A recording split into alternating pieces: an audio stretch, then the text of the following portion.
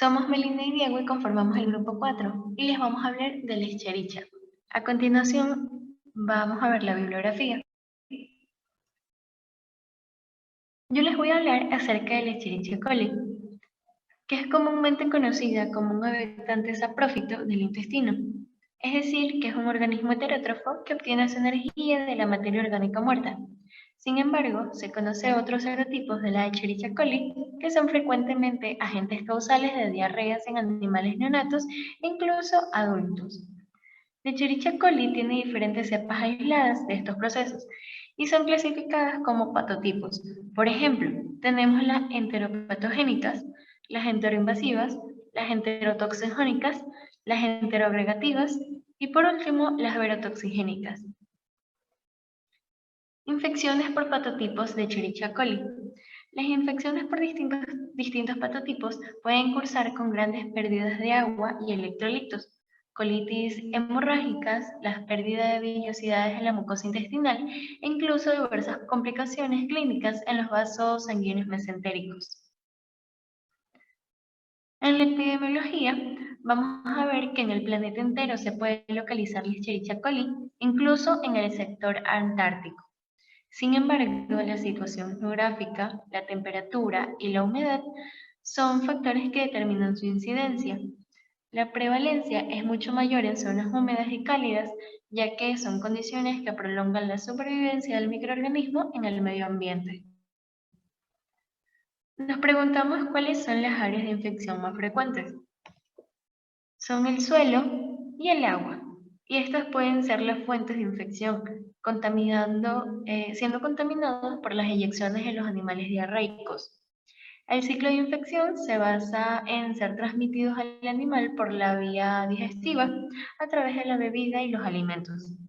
Los neonatos suelen ser más susceptibles a cuadros de infección, en especial aquellos que no han recibido la adecuada inmunoprotección materna, aunque la mortalidad es baja siempre y cuando existe una rápida administración terapéutica. Cuando hablamos de su clasificación, podemos apreciar que la Escherichia coli es una bacteria. Pertenece al orden de las enterobacterias, específicamente de la tribu Escherichiae, de la familia de las Enterobacteriaceae de la Escherichia, perteneciente a la especie E. coli. Su morfología va a estar compuesta por bacilos rectos gram negativos que miden entre 1 y 1.5 micrómetros por 2 y 6 micrómetros. Estos pueden estar aislados o en pares. Poseen fibras, cápsulas, flagelos perítricos, como vemos en la imagen, y una membrana externa. Yo les voy a hablar acerca de la respuesta inmune. Para que exista una respuesta inmune debe haber un correcto número de antígenos en el momento justo y en el lugar apropiado de acuerdo con la patogeneidad de la enfermedad. Los antígenos febriles se sitúan sobre el extremo distal de las fimbrias de tipo 2 y se unen a los gangliosidos receptores de la superficie de las células epiteliales, siendo la galactosa un contribuyente del sitio de unión. En un modelo experimental in vitro, anticuerpos mononucleares contra la galactosa buclearon la adhesión de fimbrias de tipo 2 de Escherichia coli a sus receptores. Dependiendo de la especie del animal, los anticuerpos adhesinos que colaboran o elaboran una madre mediante la inoculación del antígeno o por infección natural son transferidos a la cría por vía transplacentaria o mediante el calostro. La inmunidad pasiva mostró ser eficaz para disminuir la mortalidad causada por la colibacilosis, que es una enfermedad causada por la Escherichia coli y esta puede ser sistémica, es decir, que afecta a todo el cuerpo o localizada en diversos órganos y tejidos, incluyendo la oncalitis, que consiste en la inflamación del ombligo y la región contigua, y ocurre comúnmente en becerros de 2 a 5 días de edad, debido a la consecuencia de un inadecuado manejo y desinfección del huevo fértil. Cuando la infección ocurre después del nacimiento, le han denominado infección del saco vitelino. Ambas ocurren en las primeras semanas de vida, particularmente en los primeros días de vida del pollito, así como de otras especies. Así también se pueden presentar peritonitis, salpingitis, las celulitis, sinovitis, los coligranulomas y meningitis, y así también como la septicemia. Entre la patogénesis y los aspectos clínicos, vamos a ver lo siguiente. Estos se han reconocido de dos formas de infección, que son la sistémica y la entérica, o también llamada enteropatogénica. La colibacilosis sistémica, o también llamado colisepticemia, es una infección localizada o generalizada que se puede presentar en corderos de 1 a 14 días de edad, pero afecta con mayor frecuencia a corderos de entre 2 a 6 semanas de edad. Se caracteriza por su presentación aguda o sobreaguda y los corderos afectados pueden presentar o no diarrea. Este tipo de E. coli invasivo se caracteriza por poseer un plasmidio el cual contiene codificado la producción de colicinia 5, el cual es un metabolito de virulencia. La alta virulencia puede ser invasor de la bacteria, se debe también a diversos factores de su estructura que los hace resistentes a diferentes elementos que componen la inmunidad específica. Entre ellos están los complementos, la fagocitosis, las lisocimas, entre otros. Y sobre todo la propiedad de utilizar el hierro sérico para vivir y multiplicarse. Tenemos también la colibacilosis entérica o también llamada enteropatogénica. Esta se presenta generalmente en corderos criados bajo condiciones intensivas o en corderos huérfanos. Afecta con mayor frecuencia a corderos de 2 a 8 días de edad. El término de E. coli enteropatogénica es usado para designar a las cepas de este organismo con particular potencial para causar diarrea. Para que una cepa de E. coli exprese su enteropatogenidad, se requiere al menos 3 condiciones, según Finkelstein y Pugliese. La primera condición es de que la cepa tiene que ser capaz de establecerse en la parte interior del intestino delgado del huésped. La segunda es que la cepa tiene que ser capaz de producir una enterotoxina activa en el intestino delgado. Y por último es que el huésped tiene que ser reactivo y responder a la enterotoxina. Esta enterotoxina está producida por la bacteria y es termoestable y de bajo peso molecular, dializable y no es inmunogénica. La bacteria evita ser eliminada por el peristaltismo intestinal, adhiriéndose a este a través de algunos antígenos en la superficie, siendo el más importante de estos antígenos el K99. Este antígeno ha sido descrito como un pilus. Así también permite colonizar el intestino delgado, lo cual es esencial para que se produzcan los cuadros diarreicos. Diagnóstico de laboratorio. El diagnóstico bacteriológico tiene diferentes puntos como lo son la recolección de muestras, los medios de cultivo selectivo y de identificación, su identificación bioquímica y su respectivo mantenimiento a largo plazo. La recolección de muestras que se suele analizar en Escherichia coli son de origen fecal, como lo son las heces y la orina. También abscesos y secciones de órganos como por ejemplo intestino, hígado, riñón o vaso.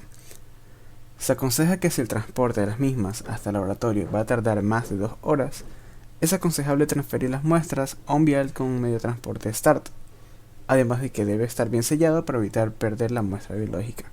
Claro está que por fuera del contenedor debe haber un contacto por si esto llega a pasar, para así poder llevar un control del mismo, además de datos de recolección como por ejemplo qué tipo de material biológico se está llevando, cuándo fue extraído y de dónde se obtuvo.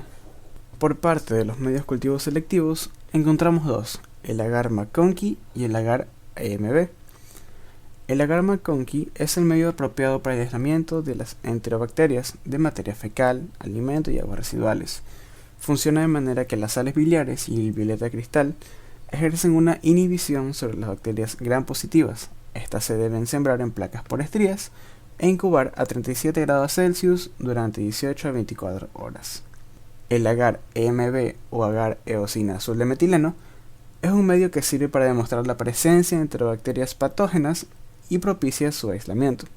Funciona de manera que la lactosa y la sacarosa permiten distinguir entre diferentes enterobacteriales por medio de su capacidad para fermentarlos, además de su aspecto y el color de las colonias, siendo el color negro azulado con destellos verdosos metálicos lo que se aprecia en las colonias de E. coli. Este se debe sembrar en placas por estrías e incubar a 37 grados Celsius por 24 horas. En medios de cultivo de selección encontramos tres medios de cultivos, como son el caldo MRVP, el caldo triptonado y el agar dicitrato de Simmons. El caldo MRVP o caldo rojo de metil, según Bogues y Proskauer, se usa para efectuar el ensayo del rojo de metilo, para procurar la caracterización de las enterobacterias. Funciona de manera que algunas bacterias emplean glucosa con gran producción de ácido, haciendo descender el pH a menos de 4.4, lo cual marca el indicador rojo, y si este no descendiera, se quedaría en amarillo. El caldo triptonado se usa para demostrar la producción microbiana a partir de triptofano, pues la peptona de caseína es rica en triptofano, los cuales hace que se produzca indol y se logra identificar mediante el reactivo COVAX. Este medio se siembra en colonias puras, incubándose durante 2 a 24 horas a 37 grados Celsius. Y por último, el ácido citrato de Simmons permite identificar enterobacterias solo mediante el uso de carbono de citrato, pues con el empleo de citrato como fuente única de carbono, produce la alcalización del medio. Este se debe sembrar de manera estriada en superficies del agar de manera inclinada. Este debe ser puro y se debe incubar a 37 grados Celsius por 24 a 48 horas. Para su identificación bioquímica, sembraremos la muestra en medios selectivos de agar EMB y McConkey, las cuales luego nos confirmarán mediante las pruebas bioquímicas INVIC si existe o no la presencia de nuestra bacteria.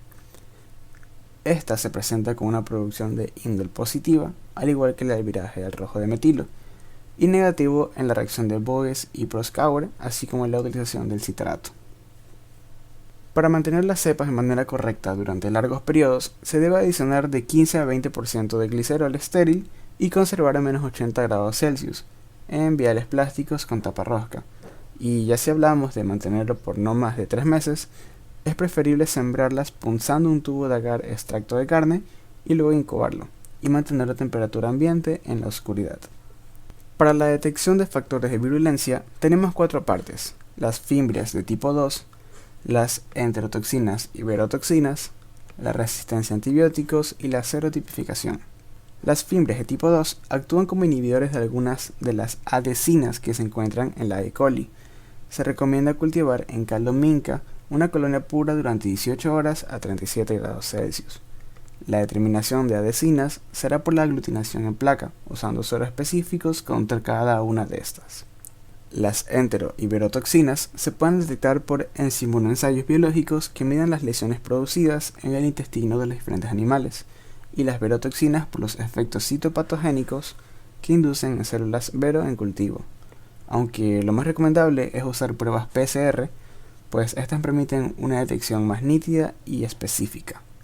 La resistencia a antibióticos se suele dar por los métodos clásicos de inhibición del desarrollo de bacterias en contacto con diferentes antibióticos. Y por último, la serotipificación consiste en una aglutinación en placa a partir de un cultivo en caldo nutritivo, pues que los antígenos capsulares enmascaran a los somáticos, utilizando antisueros que usan junto a una suspensión caliente de bacterias a fines de inactivar capsulares y descubrir los somáticos. Yo les voy a hablar acerca del tratamiento. Para realizar un tratamiento y la prevención de la E. coli hay que tener en cuenta dos cosas: el animal y el ambiente. Para el animal se utiliza la vacunación de las madres y para un uso razonable de antibióticos preventivos, mientras que las medidas para el ambiente pueden resumirse en dos, que son limpiar y secar. Muchos antibióticos se usan para combatir la E. coli en aves de corral. Entre los antibióticos que muestran ser más efectivos están la gentamicina, el cloraphenicol y la combinación de la trimetroprima más el sulfametoxazol. Para su profilaxis, se debe permitir que la cría de mamíferos reciba la dosis de calostro adecuada, además de mantener una correcta higiene del entorno en el que estos se encuentran, y evitar las altas densidades poblacionales. Esto ha sido todo por parte de nosotros. Esperamos haberles enseñado algo más y que estén bien. Muchas gracias.